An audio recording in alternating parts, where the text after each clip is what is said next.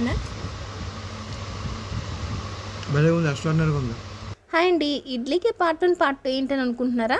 So పిల్లలతో carrot beetroot తినిపించాలంటే అదొక పెద్ద టాస్క్ కదా.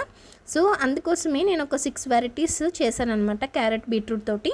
సో అది మనం డైలీ ఒక్కొక్క వెరైటీ చేసుకుంటే పిల్లలకు కూడా ఇంట్రెస్టింగ్గా ఉంటుంది, వాళ్ళకి కూడా హెల్త్ ఉంటుంది. ఎందుకంటే ఇప్పుడు ఇది ఐస్కి చాలా మంచిది అండ్ బీట్రూట్ కూడా బ్లడ్ ప్యూరిఫై అవుతుంది. సో ఈ విధంగా క్యారెట్ బీట్రూట్ అనేది రెగ్యులర్గా తీసుకోవాలంటే మనం ఈ విధంగా చేయాలి.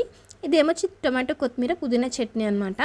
సో మనం క్యారెట్ బీట్రూట్ తురుముకొని ఇలాగా కంటైనర్లో పెట్టేసుకొని ఫ్రిడ్జ్లో పెట్టేసుకున్నారనుకోండి, ఎప్పటికప్పుడు మనం తీసుకొని చక్కగా ఎంత కావాలో అంత ఇడ్లీలోకి వేసేసుకోవచ్చు అనమాట.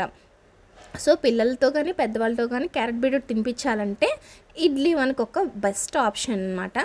సో ఇదైతే కొంచెం లెందీగా ఉందని చెప్పి స్లోగా చూపించమన్నారని నెక్స్ట్ పార్ట్లో చూపిస్తున్నాను, ఖచ్చితంగా చూడండి.